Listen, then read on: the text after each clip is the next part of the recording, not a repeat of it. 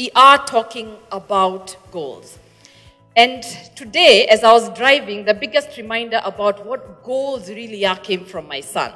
As you can see, I've been doing 12 to 18-hour days, so clearly I've not seen my children that much. Yeah?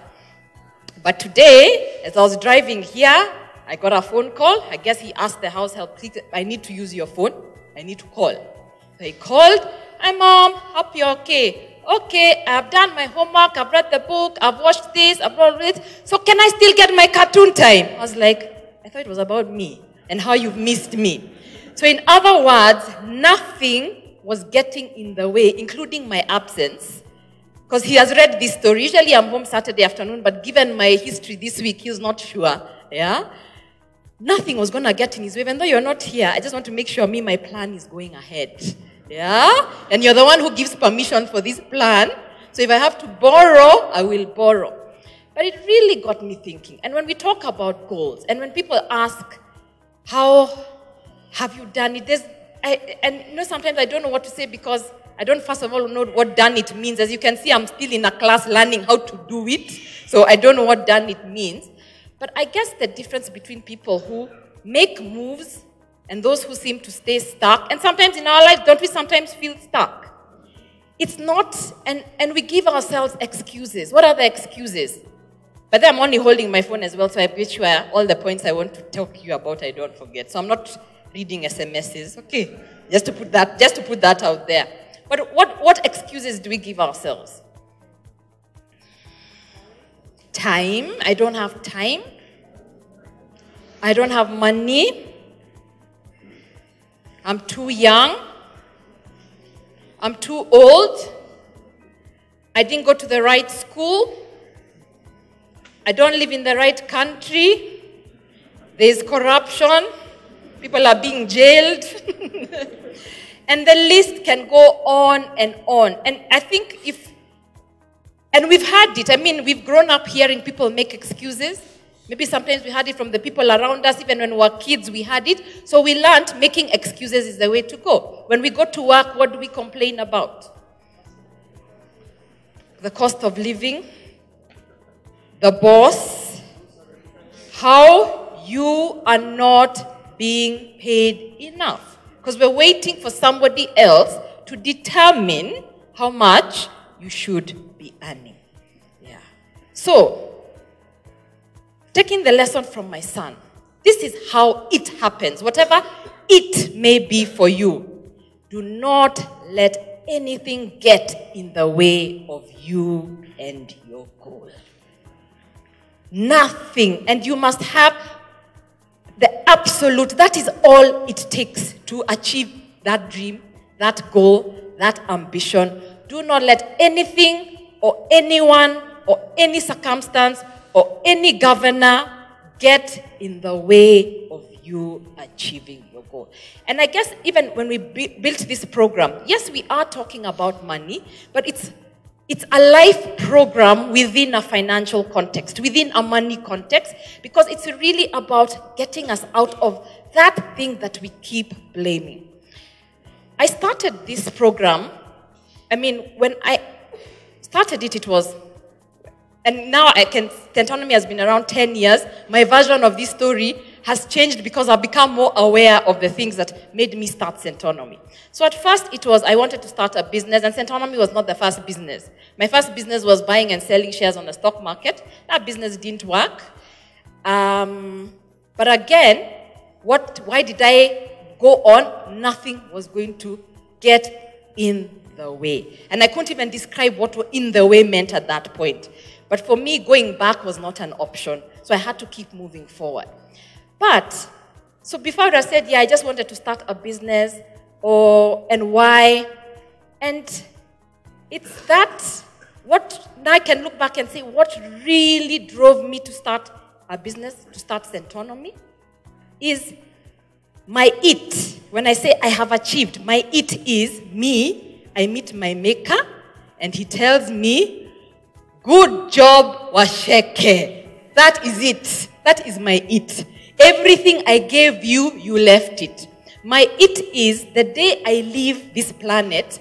In fact, do not mourn for me, by the way. I want you guys to say, yenyewe, Waceke was done. She was done. She left it on the table. So my challenge to you is, are we leaving it on the table? Truly, honestly, are you leaving it on the table? From that quietness, are you leaving it on the table? And leaving it on the table means I have done everything within my power to make my dream come true. Have we done it? Have we done it? What are we waiting for? What are we waiting for? And your dream could be anything. Yeah? Your dream could be, yes, you do want to start a business. It's starting to think about, why do I want to start a business? What is important? Your dream could be you want to achieve something. I think entrepreneurship, my version of entrepreneurship is not starting a business. It is that kind of person who's willing to put everything out there on the table, be innovative, be creative, be a problem solver in whatever context. So sometimes we sit here and we're like, yeah, there are all these things. I'll do this when I have money. I'll do this when I have time. When you meet your maker, will he be happy with, oh God, I didn't know you were taking me that soon. I wish you gave me more money, more time. And I think he will reveal to you the many things he gave you that you actually did not use. So first, it is that one decision. And it's not, yesterday, the speaker who was at the event I was at was speaking about African and African businesses.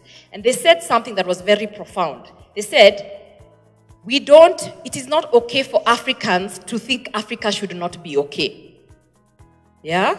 We are okay with garbage on the street. We are okay with poverty. It is not okay for us to think we should not be okay. So I want to personalize it here a bit further and say, it's not okay for you not to be okay.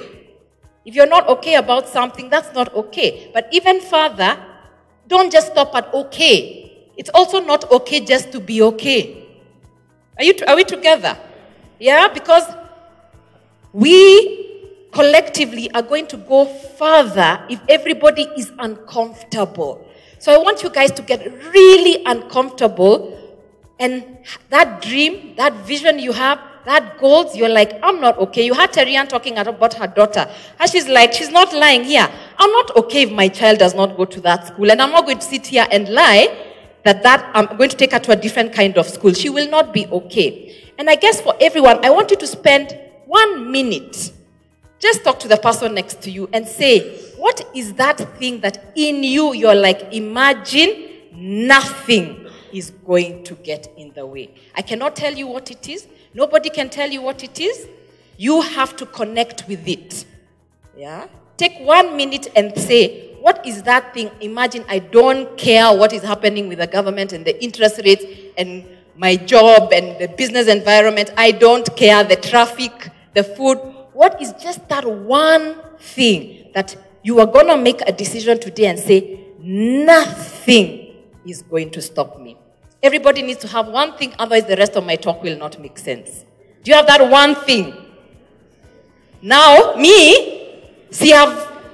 what I've done here is very scary. Don't think I've done it easily, because you guys are now my witnesses. Waceke said, what is my one thing? See, I've told you. Yeah? I want to hear, well done. So I want to leave it on the table. I never want to come and give a talk to people and it was half-hearted. If I'm driving, I don't want to drive half-hearted. Let me squeeze that accelerator as fast as it can go. Yeah? What is that one thing for you? You're like, I am not going to let anything get in the way.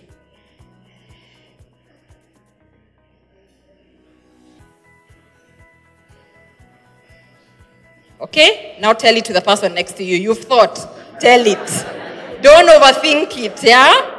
Yeah? And you know why I know everybody has a thing?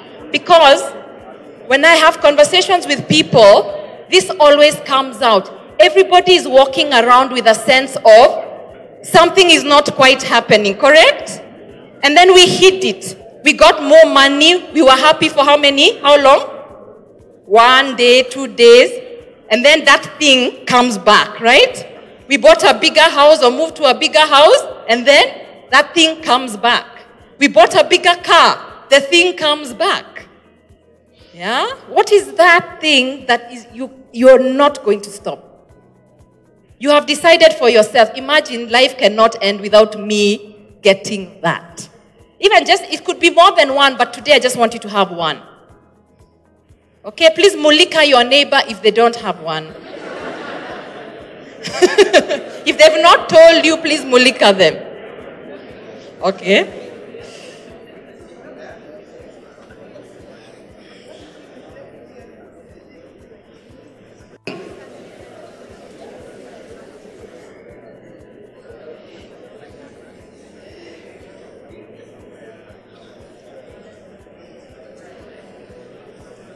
Have it, you will see that sometimes in life we are chasing the wrong thing, or we're using the wrong road to try and get to that destination, correct?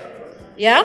Because we live in a society that is now, everything is about, you go on Instagram, what do you see? Especially I feel the young people of today are just living in a time that is so challenging that they just have to be so much smarter. That's all you have to be, just smarter than the average, yeah? But it's become about what other people think of me. What I am seen to be doing. Who I'm seen to be taking photos with. Yeah? What I'm seen to be driving. But you now realize when you've named your one it, do you realize how meaningless all this other stuff we concentrate on is? And it's not that driving a nice car is bad. By all means, drive a nice car. But it's knowing my ambition doesn't stop at a nice car. I love President Obama's speech when he was telling those African leaders that they suffer from poverty of ambition. Don't know if you saw that clip going around. And you're saying this thing of how much money do you want for money's sake? And that's just poverty of ambition. So sometimes when we're just chasing things like a title at work rather than what impact am I having in this organization? We're chasing, I want to take Instagram photos and be seen in Dubai, rather than what is the actual experience you are getting from a holiday. We are chasing, I want to be seen with this network of people, rather than forging true friendships. We're chasing salaries, we're chasing money, rather than am I fulfilling my truest potential? And then we realize, we wonder, why don't you want to get out of bed in the morning? Why are you feeling empty? And it is that. And then I think at the end of the day, we are all really, really seeking to fulfill our truest potential. But do we create the environment for it? Yeah, and I think what we do, as I said, this class is a live class packaged in money. Yeah, it's really about, because we understand money is a tool, but it's really about getting you into a mindset or encourage or pulling them. You already have it, yeah? Pulling out of you so you're like, how do I use money to achieve my truest potential? That is it. If it was just about making money, we would not be achieving anything in this class. But just to get you to be confident to realize, imagine it's not okay for you just to be okay. And what you want, go for it. Okay. Now, I want everybody to say on the count of 3. 1, 2, 3. I am not going to let anything stand in my way. 1, 2, 3. Thank you. Thank you. Let me tell you now what is standing in your way. Okay? So that you can remove it. Yeah? Scarcity mentality. Number 1. Yeah? That is standing in your way. This belief, number 1, that we are all fighting for the same resources, says who? That's why we are all going and buying 1/8 plots of land, because we've realized we should all have 1/8 plots of land or 1/16 plots of land in 47 counties. Then we're still wondering why we're in financial problems. Yeah? So you're sitting with potential. One of the things we do in this class is do something even called non-financial assets. And I'm so passionate about this because Centonomy and what you see today was all the seed from a non-financial asset. I have experiences. I have an idea. I do not. Do you think Centonomy owns any land? We don't own land. Yeah? So we sit with a scarcity mentality saying, I have to do it the way other people want to do it. I know there are people in this room who probably want to start a business, but they're like, so-and-so is doing chickens. Is that, and we get these emails, Nelly will tell you, we get these emails. My friend is doing chickens. Do you think it's a good business for me to start? I'm like, I don't know you, first of all. Yeah, how is supposed? And then my friend is doing it. So we see someone doing something, and then we are like, if I don't do it, it will end. Chicken potential in the country will end. So I better do it now. That is called a scarcity mentality. Yeah, you see someone getting a promotion at work, you're like, even me, I want that promotion. So let me go backbite and do whatever I have to do because I want the same title. Not about impact. Let me tell you something. You are so unique. You are so unique. There is nobody in the world like you. There's nobody who's ever going to see the world exactly like you do it. Like you do. There's nobody who has the resources you do. The skills, and we take certain things for granted. The skill that I used to start Centonomy was I'm a good listener. So I used to listen to people, then I'm like, I can also relate with that. And then I'm a student. I'm a good student. I like learning, as you can see. So I'm like, what did I learn from that? Package together. So even skills that, and I'm not talking about qualifications, because the aim from here is not go get another master's degree. No. Yeah? But you are so unique, and each and every one of us in this room has something to bring to the table in order to achieve that dream. Do you know or even recognize what is it, or are you chasing other people's dreams? Okay? We have a scarcity mentality around money.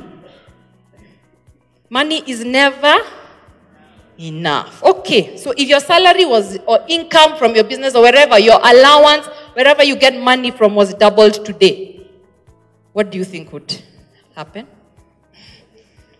And don't give me politically correct answers, because I'm standing here. What do you think would happen today if you just told, okay, whatever you're getting is now doubled? Huh?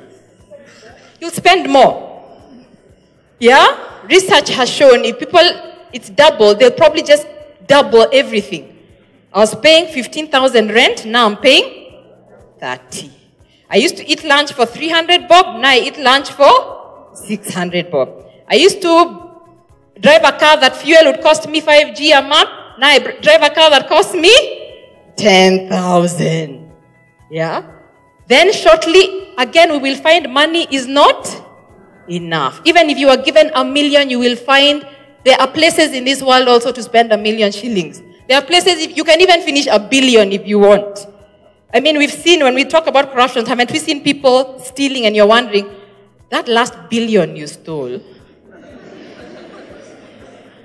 what is it that it didn't do that you think the next billion is going to do? So money cannot erase a scarcity mentality. And if you keep saying money is not enough, money will never be enough. If you make money stand in the way of you and your goals, you are giving money authority that it was never meant to have in your life.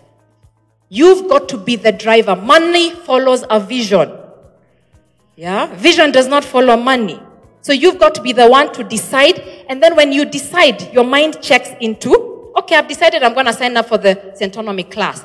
How do I make it happen? And you will be so surprised at how your mind starts to work. So the scarcity mentality stands in your way. The other thing that stands in your way is what you expose yourself and your thinking and your time to. When you're not at work, what are you doing with your time?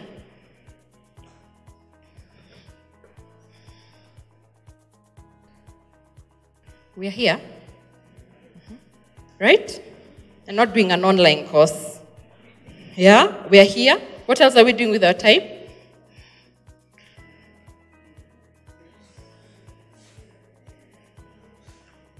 We're watching TV. So, we want to achieve dreams and ambitions, but we want to keep doing the same things and exposing. You see, the tool is here. This is the vehicle, nothing else. But we keep wanting to expose this vehicle to the same road, but you expect it to reach another destination, somehow, by a miracle. And that's why we want a deal to come on the table. Yeah? So other thing that stands in your way is what you choose to expose yourself to. It is a choice. And I think what the transformation that this class has had is because for those weeks, we have put people's minds in a different way of thinking. Who are you exposing your mind to? Your mind is not for everybody, for you to expose it to everybody. And sometimes there are some people that are no longer worthy of your mind and your time, and it's time to call it. In Centonomy, we call them the poverty support group. Yeah? You have to ditch the poverty support group. So, we've talked about what you really want. We've talked about the things that are standing in your way. Yeah? And everybody has an idea of that. I've talked to you about the scarcity mentality. I've talked to you about thinking differently about money, thinking differently about things that are expensive. Now, lastly, before I hand back this stage, I want to talk to you about ownership. Yeah? And ownership starts, first of all, with personal ownership. So you've decided this is my dream. Nothing is going to stand in your way. The responsibility that this carries is saying, I am the problem.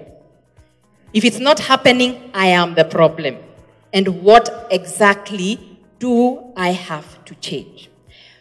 Wealth creation is about ownership. It's about starting to say, this is how I want to design my life so I can own my assets, I can own my time, I can own my freedom, I can actually own my choices. There's so much interest in our nation, even from foreigners, but the worry is that one day we will wake up and we are not owners of this country. Because while we were sleeping, people came and took everything. While we were going to buy plots of land, people came and built businesses with the same ideas that are actually sitting in my head. So I want to just talk to you. This time I want to just angle it about people, and I know there are people in this room who are thinking about when it comes to a business. And me, that's my story, so let me just end with that. What are the things that I need to actually face to become an owner? And it really, really starts with, and if I can use my journey, it really starts with, as I said, nothing gets in your way, but starting to understand, what problem am I solving? Yeah. And I've talked about business because I'm an entrepreneur, but I've realized, as I said before, entrepreneurship is not just about the business. Even wherever you are, even if you're employed something, what problem are you actually solving? Yeah. The realities of this journey are, you will fail, you will get up, you will try again, you will cry. But the one thing that you are dealing with all the time is mastering fear. Are we scared? Even as you put that very important thing, are you scared? Yeah? And I think fear is that thing that stops us so many times that we actually don't try. Yeah? So I want you guys to, when you feel scared, just do the thing anyway. And there's no other way of putting it. Because fear is this muscle. How to deal with fear is about grooming a muscle. So every time you're feeling scared, you feel less and less and less scared. Okay? The why of this program is really about that. Yeah? Get over the fear, look at what is important to you, and actually move forward. So when I started the program, it was not, you guys, when you come, you're lucky. You've seen Waceke giving you books and the materials and everything. You're very lucky. But when it started, there was no proof that it was actually going to work. And I think a lot of times in life, we're looking for proof that it will work. So even as I stand here, because I was asked to talk about this, there's actually no proof it will work. But when did proof become more important than trial? When did proof become more important than growth? When did proof become more important than progression? Yeah. So the one thing I'll tell you, there is no proof that anything will work, but you will regret never having tried. Yeah? And one thing we do in this class is start getting you into that space of, even with money, even if business is where you want to actually go, how do you actually start planning your life so that you can actually achieve those dreams, achieve those ambitions, start those businesses, and really, really fulfill your truest potential. So I just want to encourage you. I am just a normal human being like everybody else who has made normal mistakes, but all I've decided is nothing is going to get in my way. I've come from another week of learning, and my horizons are even bigger, and I'm like, nothing is going to get in my way. We want to help you with the tools to actually be able to achieve that. I'm here as somebody who has failed, gotten up, had bad days, had good days, has made many mistakes. Even with this money that we teach, I have made all the mistakes in the world. But I do know that those mistakes have only made me better, and I know who I am. It's becoming a lot clearer who I am, and who I am, and who each and every one of us is. There's nobody like you. Please take confidence in that there's nobody like you. There's no competition for you. There's no competition for your idea the way you see it. But don't let the scarcity mentalities, the money, the time, all the excuses we use get in your way. We look forward to having you with us in the class.